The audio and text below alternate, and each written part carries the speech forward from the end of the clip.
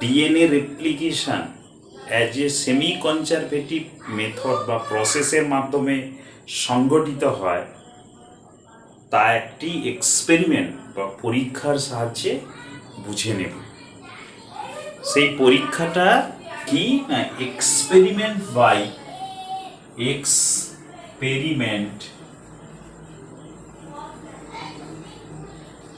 By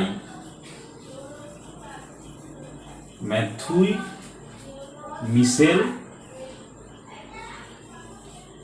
মিশেলসন and Franklin Strahl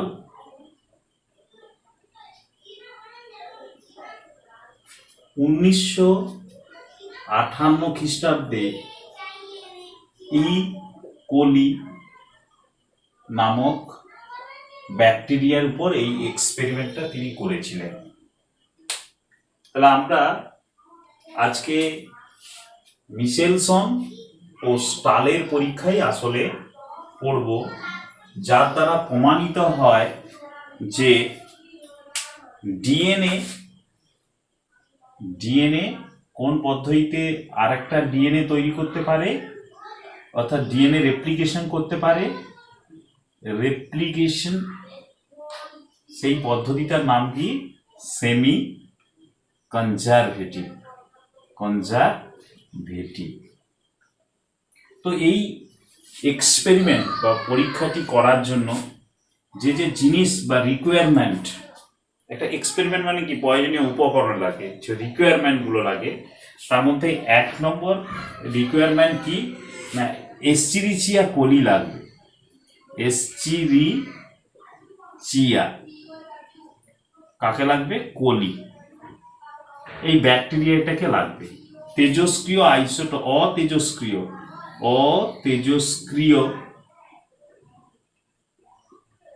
isotope লাগবে।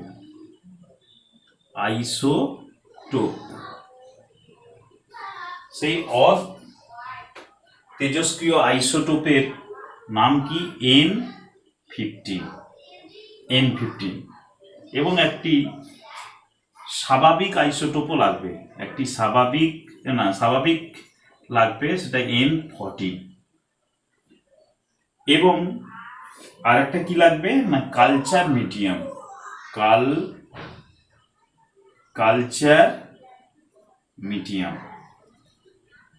আসলে সেই কালচার মিডিয়ামে কি থাকবে না, অ্যামোনিয়াম ক্লোরাইডের কালচার মিডিয়ামটা লাগবে, অ্যামোনিয়াম ক্লোরাইড। এবং সেন্ট্রিফাগেশন করার জন্য, সেন্ট্রিফিউজ যন্ত্রে সেটা করার জন্য আরেকটা জিনিস লাগবে, সেটার নাম কি না, CaCl, সিজিয়াম ক্লোরাইড লাগবে, সিজিয়াম ক্লোরাইড।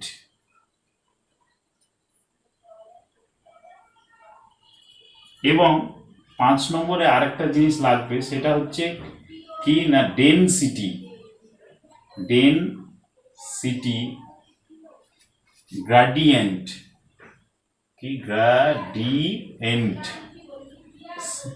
সেন্সিটি গ্রেডিয়েন্ট কি লাগবে? সেন্সিটি গ্রেডিয়েন্ট সেন্ট্রিফিউগেশন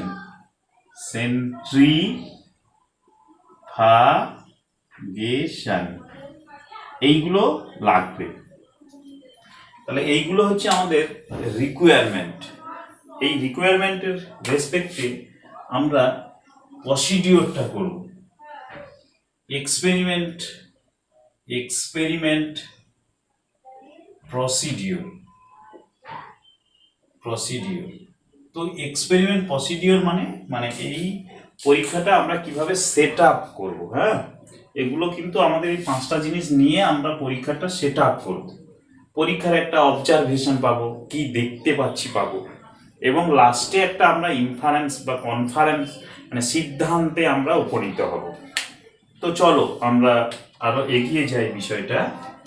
তাহলে আমরা একটা 1 নম্বর প্রথম আমরা একটা কালচার মিডিয়াম তৈরি করলাম। এই কালচার মিডিয়ামের ভিতরে তাহলে মিডিয়াম দেওয়া আছে, কালচার মিডিয়াম এই পাত্রে আসলে এই কালচার মিডিয়ামে কি দেওয়া আছে, অ্যামোনিয়াম ক্লোরাইড দেওয়া আছে এবং এখানে আমরা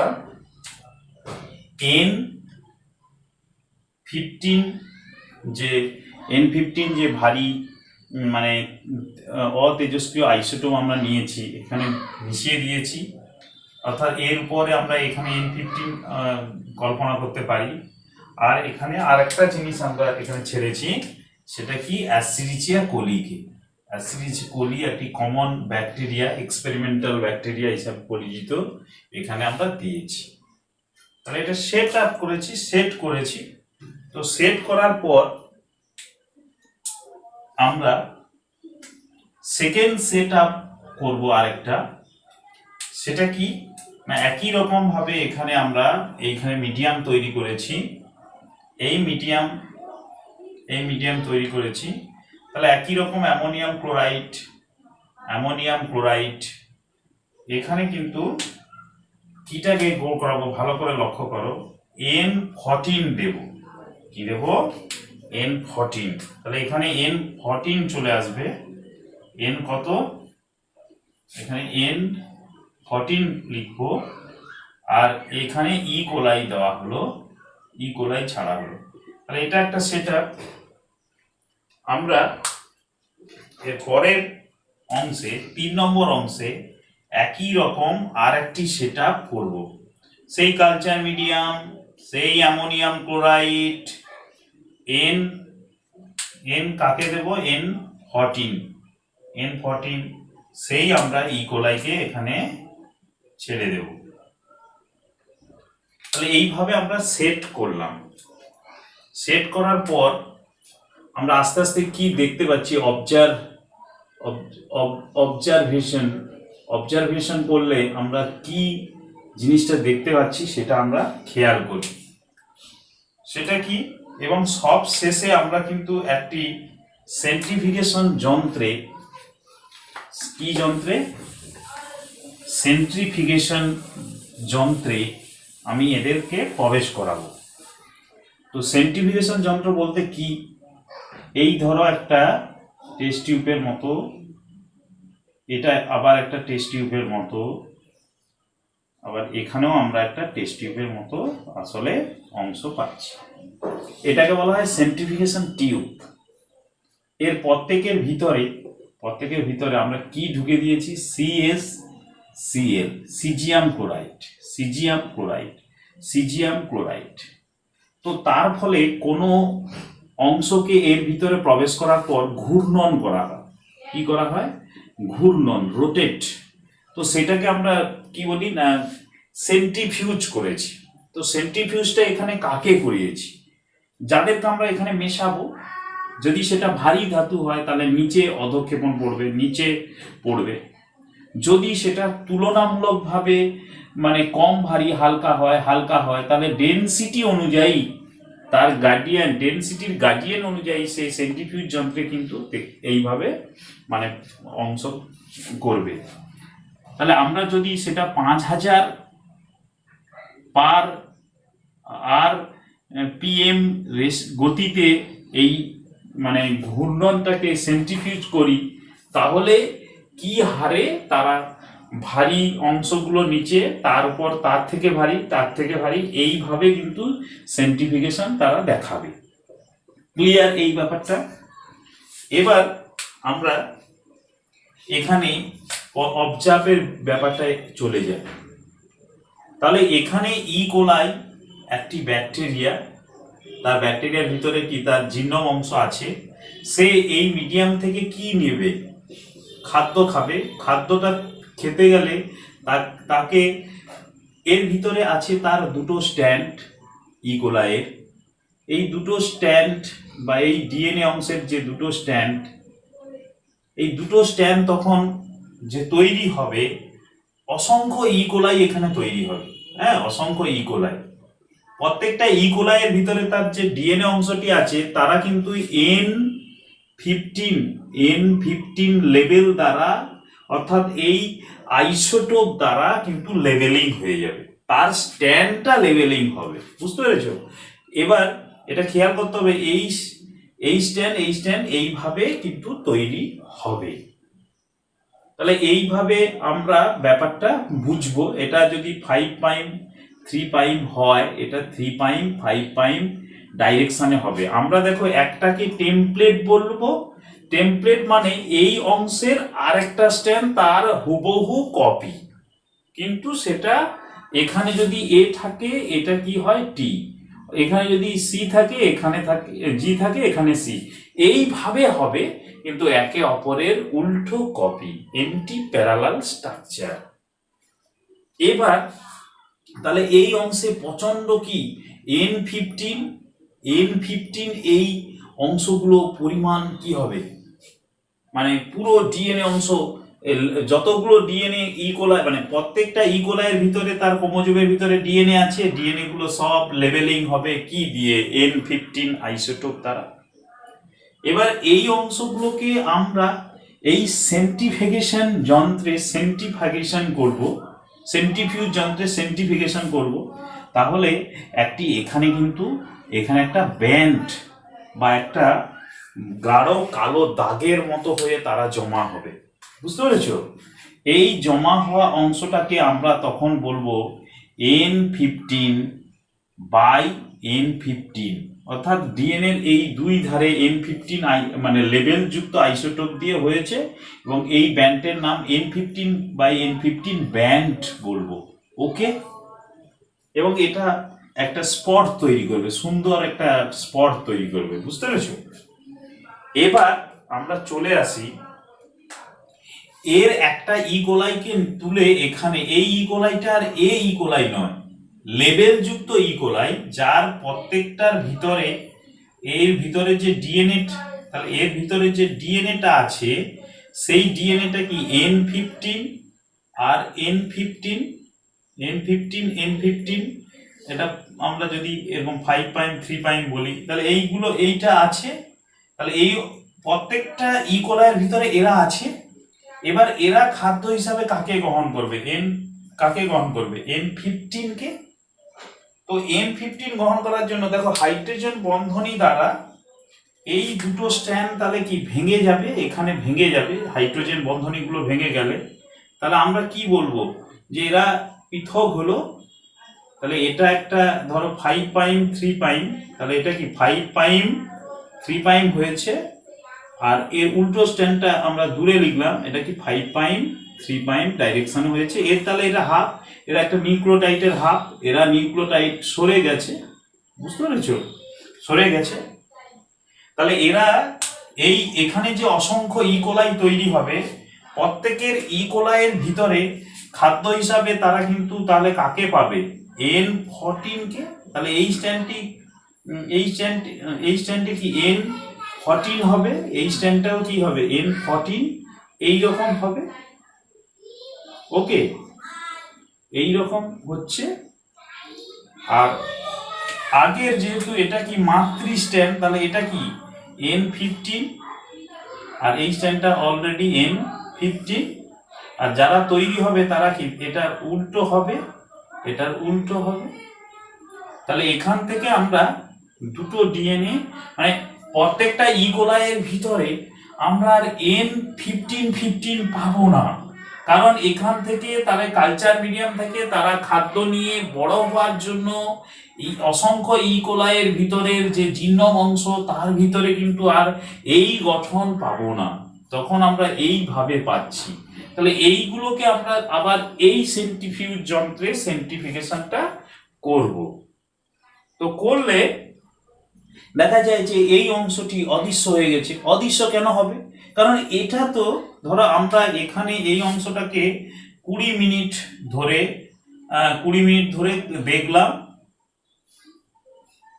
তো দেখার পর এই রেজাল্ট, এই অংশটা আমরা এখানে অনেকগুলো ইকোলাই পেলাম, তাদেরকে এখানে ঢুকিয়ে দিলে তার ব্যাখ্যাটা আসলে এইটা, তারা কিন্তু ঠিক এই নিচের অংশে কিন্তু মানে এই ব্যান্ড তৈরি করছে না।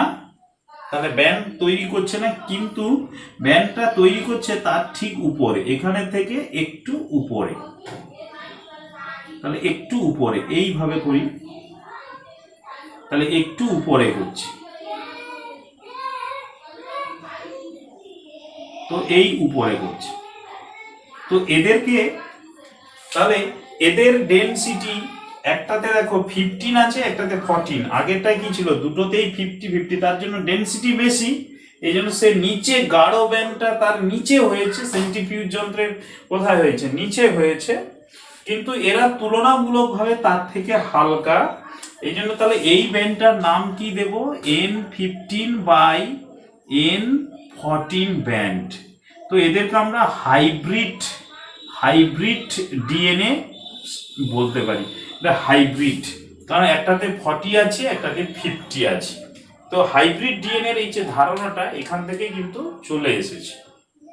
এবার দেখো এই ইকোলাই যুক্ত যে ইকোলাইগুলোর ভিতরে তার জিনোম অংশে এই অংশগুলো আছে, মানে এই ক্রোমোজোম বিন্যাসটি আছে, তাদেরকে এখানে আমরা গ্রো করাবো। তাহলে এই ইকোলাই গুলোর ভিতরে প্রথম থেকে কারা কারা আছে এটা খেয়াল করো।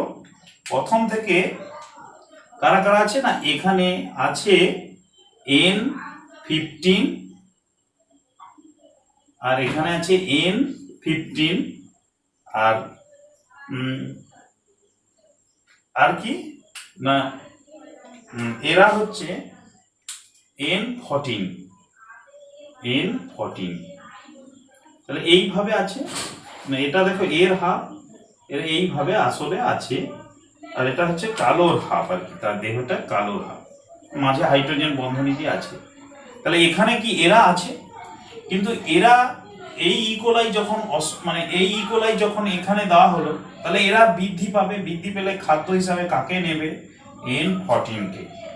দেখো আমরা যে কোনো একটা নিয়ে ভাবি, ঠিক আছে, তাহলে একটাকে নিয়ে ভাবলে খেয়াল করে দেখো যে এখান থেকে তাহলে আমরা স্ট্যান্ডটাকে ভেঙে দিলাম, স্ট্যান্ডটাকে ভেঙে দিলে কি এখানে একটা পেলাম, আর একটা কি পাবো না, আর একটা পাবো নতুন স্ট্যান্ড, মানে এই N14 পেয়ে গেলাম। আচ্ছা এখানে পাবো তাহলে কি না N15। আচ্ছা এরা খাদ্য হিসাবে তাহলে কাকে পাবে, তাহলে এর উল্টো যে স্ট্যান্ডটি তৈরি হবে, সে দেখো খাদ্য কি পাবে, যে স্ট্যান্ড তো তৈরি হলো তার লেভেলটা কি হবে, N14। কারণ এখানে সে খাদ্য হিসাবে তো N15 কে পাচ্ছে না, কাকে পাচ্ছে, 14 কে, তাহলে এইটাই হবে। তাহলে এ যখন খাদ্য তৈরি করে আবার একটা ডিএনএ স্ট্যান্ড তৈরি করছে, তাহলে সেই ডিএনএ স্ট্যান্ডটা যে তৈরি হচ্ছে সে কাকে পাবে, N40 কে পাবে। আর অলরেডি তাহলে এইভাবে দুটো স্ট্যান্ড, মানে অনেক ইকোলাই যে পাওয়া যাবে তার জিনোম অংশে আমরা এই গঠনটাকে পাবো, N15 N14 আবার 14 কেও পাবো। বুঝতে পেরেছো? কারণ কি না, আসলে এরা এরকম ছিল, যখন এরা N14 এ দিচ্ছে তারা কিন্তু এইভাবে রেপ্লিকেশন করছে, এইভাবে প্রতিলিপিনকরণ করছে, এইভাবে ডিটারমিনেশন করছে। তাহলে দেখো এখানের ক্ষেত্রে আমরা কি, এইটার ক্ষেত্রে যদি আমরা ভাবি, তাহলে এখানে আমরা N15 লিখলাম, ওকে, তাহলে এর হাফ N15 লিখলাম। তাহলে এ খাদ্য কার কাছ থেকে পাবে, N14 এর কাছ থেকে। তাহলে নতুন স্ট্যান্ডটা কি হবে, অবশ্যই কি হবে, N14। আচ্ছা এবার এইটা দেখো, এটার আমরা এখানে চলে গেলাম, তাহলে এটার এখানে লিখি, তাহলে লিখলে কি হবে, এই লাল মানে এটা কি N14, এই তো উপরে কি N14, তাহলে যারা তৈরি হবে তারাও কি হবে, N14, কারণ এখানে খাদ্য তো তারা N14 লেভেল যুক্ত আইসোটোপকেই পাবে। তাহলে আমরা এবার এই অংশগুলোকে যদি সেন্ট্রিফিউজ যন্ত্রে প্রবেশ করাই, তাহলে আমরা দেখো দুটো ব্যান্ড পাবো, কারণ এরা N14, এরাও N14, আর এখানে এরা হাইব্রিড, এরা কিন্তু এখানে হাইব্রিড।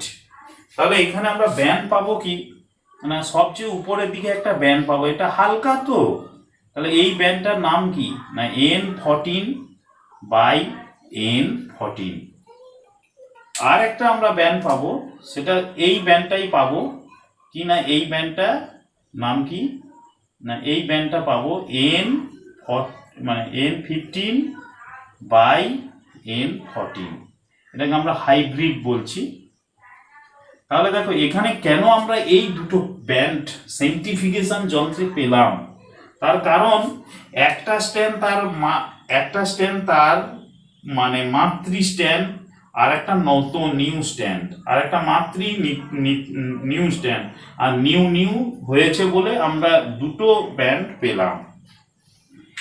এই পরীক্ষার এই সেন্ট্রিফিউগেশন টেস্ট টিউবের এই ব্যান্ডের দাগ পড়াকে যদি আমরা মানে বিশ্লেষণ করে ব্যাপারটা বুঝি, তাহলে কেন এই দাগ পড়েছে না একটা মানে মেন স্ট্যান্ড সঙ্গে একটি নবগঠিত স্ট্যান্ড তৈরি হয়েছে বলে।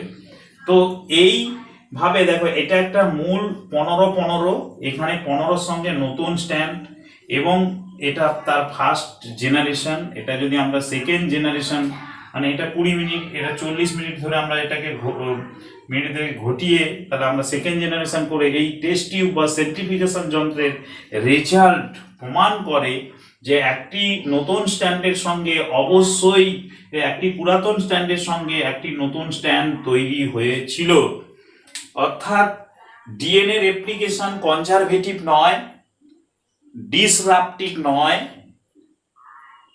নন কনজারভেটিভ নয়, সেটা অবভিয়াসলি এবং নিশ্চিতভাবে এই ব্যান্ড দাগ পড়ে প্রমাণ করে যে একটি পুরাতনের সঙ্গে একটি নতুন স্ট্যান্ড ডিএনএ রেপ্লিকেশনের ক্ষেত্রে তৈরি হয়েছে, এবং যাকে মিশেলসন এবং স্টাল কি বলছে না সেমি কনজারভেটিভ রেপ্লিকেশন। তো আমরা এই মূল অংশকে যদি আরো অনেকবার জেনারেশন করি, যদি N14 অনেকবার রাখি, কোনোভাবে এই অংশটি কিন্তু বিচ্যুত ঘটবে না। আমি এই অংশটাকে আবার আমরা রেপ্লিকেশন করব, তাহলে কি এখানে কিন্তু N15 আমরা সব সময় পাবো, আর N14 প্রথম পাবো। এখানে অসংখ্য N14 তৈরি হবে, অর্থাৎ দুধারে এই স্ট্যান্ডটা কিন্তু সবসময়ের জন্য এই সেমি কনজারভেটিভ রেপ্লিকেশন সব ক্ষেত্রে দেখাবে। এটা একটু খেয়াল করবে, একটু চিন্তা ভাবনা করবে। এটার দ্বারা মিশেলসন স্টার্লিং প্রমাণ করলেন সেমি কনজারভেটিভ রেপ্লিকেশনের মাধ্যমেই আসলে ডিএনএ রেপ্লিকেশন ঘটে। এখানেই আমার এই ক্লাস 9টা শেষ করছি।